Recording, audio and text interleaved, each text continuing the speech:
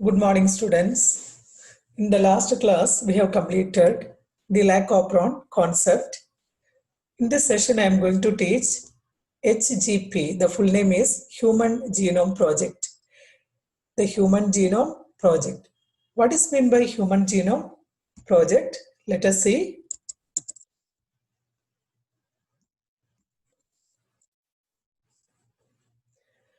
US government started Human Genome Project in 1990, coordinated by the Department of Energy and the National Institutes of Health.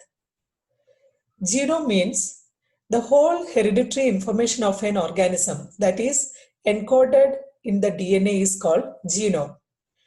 The whole hereditary information of an organism that is encoded in the DNA is called genome.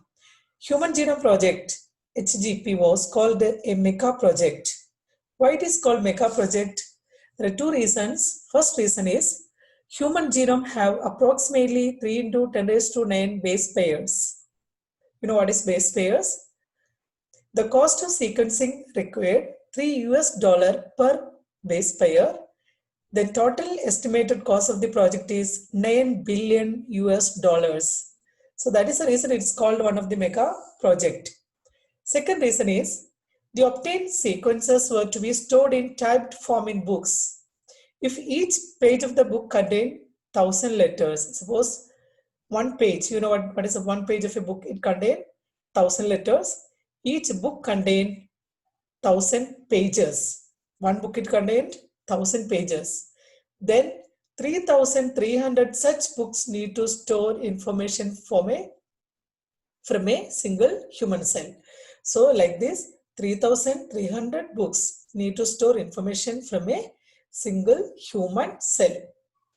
So that is the reason this HGP or Human Genome Project was called a MECA project. What are the aim or goal for the project? What is the aim of this project or goal for the project? First reason, to identify the approximate 20,000 to 25,000 genes in the human DNA. Second, to determine the sequence of the 3 billion bases that make up human DNA. Third reason is to store this information in databases. Fourth, to improve tools for data analysis.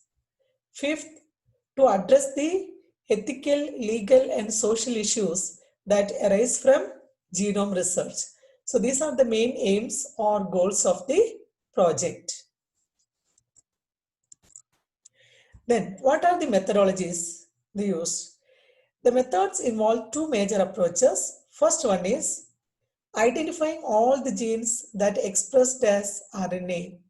That is called ESTS. It means expressed sequence tags. ESTS, expressed sequence tags. So identifying all the genes that expressed as RNA. Second, blind approach of simply sequencing the whole set of genes that contain all the coding and non-coding sequence. Later, assigning different regions in the sequence with functions. That is called sequence annotation. Clear? So these are the two methodologies they used. Then what are the salient features of human genome? The human genome contains 3,164.7 million nucleotide bases. So the human genome contains 3,164.7 million nucleotide bases. Second point is the average gene consists of 3,000 bases, but sizes varies. That's the second point. The one average gene, it consists of 3,000 bases, but sizes varies. Third point is salient feature is the largest non-human gene being dystrophin has 2.4 million bases. That is the third point. The largest non-human gene being dystrophin has 2.4 million bases. The next point is the total number of genes is estimated at 30,000.